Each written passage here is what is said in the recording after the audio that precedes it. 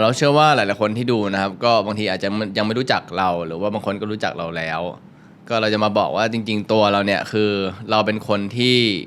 เราชื่อก้านะเราเป็นคนที่ชอบ create สิ่งต่างๆคือเรายิ่งเป็นแบบธุรกิจหรืออะไรก็ตามที่มันแบบทำให้ชีวิตเรามันแบบมีความก้าวหน้าได้เราก็ชอบสิ่งๆนั้นนะซึ่งเราทำมาหลายๆอย่างแล้วซึ่งปัจจุบันเนี่ยตอนนี้เรากำลังทำเครื่องดื่มน้ำสมุนไพรนะชื่อว่าแบรนด์ซินมันเป็นแบรนด์ที่มาจากพ่อของเราหรือป้าเขาเป็นหมอจีนนะเราก็เอา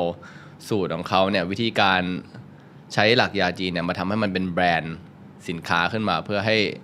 สุขภาพของคนที่ดื่มเข้าไปเนี่ยดียิ่งขึ้นนะซึ่งบางคนก็อาจจะเคยเห็นเราในแบบช่องทางต่างๆหรืออาจจะเป็นแบบ YouTube หรืออะไรอย่างเงี้ยแต่ว่าจริงๆแล้วเนี่ยกว่ามันจะเป็นแบบ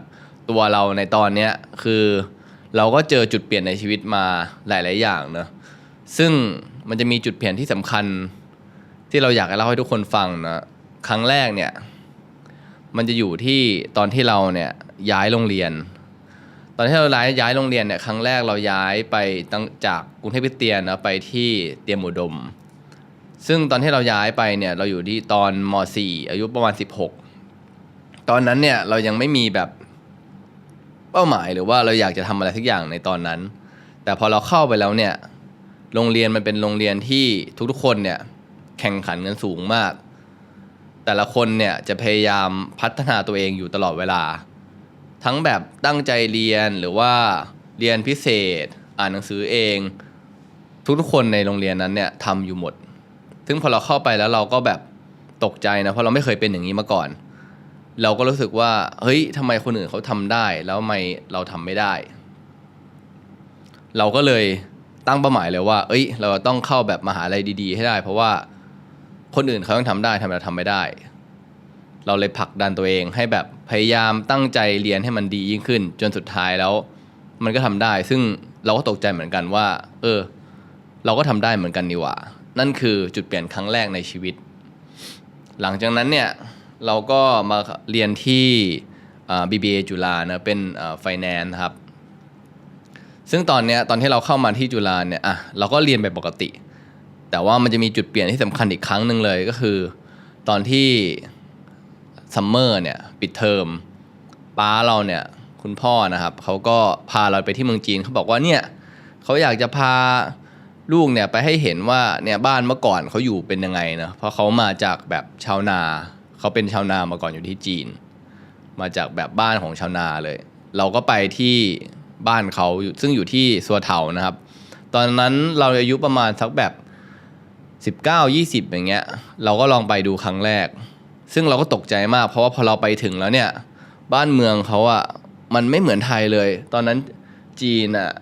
ไฟแดงไฟเขียวก็ยังไม่มีเลยคือเราไปปุ๊บคนขับรถกันเนี่ย4 แยกก็คือ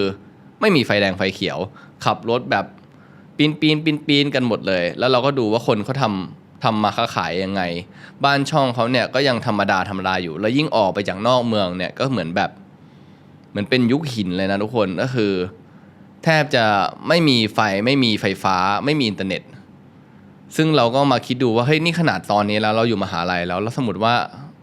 ตอนเมื่อก่อนที่พ่อเราอยู่เขาอยู่ยังไงแล้วเขาแบบมาถึงจุดเนี้ยในตอนเนี้ยได้ยังไงมันเป็นจุดเปลี่ยนทันทีว่าแบบเฮ้ยการที่เราแบบจะผ่านอะไรมาเนี่ยมันไม่ใช่ง่ายๆแล้วก็เรามีชีวิตที่เป็นแบบเนี้ยเป็นตอนนี้แล้วถือว่าเราโชคดีแล้วทำไมเราไม่เอาแบบชีวิตเนี้ยไปทำอะไรให้มันแบบดียิ่งขึ้นกว่าเดิมนะนั่นคือจุดเปลี่ยนครั้งที่2ในชีวิตของเรานะครับหลังจากเราเรียนจบมาเนี่ยเราก็เป็นคนที่แบบเราชอบเป็นนายตัวเองเราชอบทำอะไรที่เรามีคอนโทรลกับตัวเองเราเป็นคนชอบอิสระนะเราก็พยายามหาธุรกิจมากมายมาทำเราทำทุกๆอย่างทุกๆเรนจ์เลยไม่ว่าจะเป็นแบบเกี่ยวกับเทคโนโลยีคอสเมติกเกี่ยวกับเป็นคนกลางค้าขายเกี่ยวกับดูตี้ฟรีเราทำมาแทบทุกอย่างเลยแล้วก็มันก็มีทั้งแบบดีแล้วก็ไม่ดีแต่คือไม่ว่าดีหรือไม่ดีเรารู้สึกว่ามันเป็นผลประโยชน์กับตัวเรานะเพราะว่าเราทำดีไม่ดีเนี่ยแต่ความสามารถที่เราก่อนที่เราจะทำมันแล้วสร้างมันออกมาเนี่ยความสามารถเนี้ยมันติดตัวเราไปตลอดเราก็ ทำมันไปเรื่อยๆจนถึงตอนเนี้ยเราก็ทำธุรกิจหนึ่งที่เป็นแบบเกี่ยวกับเรื่องสุขภาพแล้วเรารู้สึกว่าธุรกิจเนี้ยมันยืนยาวเพราะว่าเราทำมันแล้วอะเรารู้สึกว่ายิ่งเราทำมันเรายิ่งรู้มันมากขึ้นอะร่างกายของเรามันก็จะแข็งแรงมากยิ่งขึ้นซึ่งเราไม่เคยรู้มาก่อนส่วนจุดเปลี่ยนครั้งล่าสุดเนี่ยที่เราเคยเจอมาก็คือตั้งแต่มีโควิดเนี่ยเรารู้สึกว่ามันเป็นจุดเปลี่ยนอีกครั้งหนึ่งในชีวิตเรานะเพราะว่าพอมันเกิดเรื่องนี้ขึ้นอ่ะทำให้จากเมื่อก่อนเนี่ยเราต้องออกไปทำนู่นทำนี่เราเปลี่ยนมาเป็นอยู่บ้านมากยิ่งขึ้นพอเราอยู่บ้านมากยิ่งขึ้นเนี่ยเราได้เจอครอบครัวของเรามากยิ่งขึ้นใช่ไหม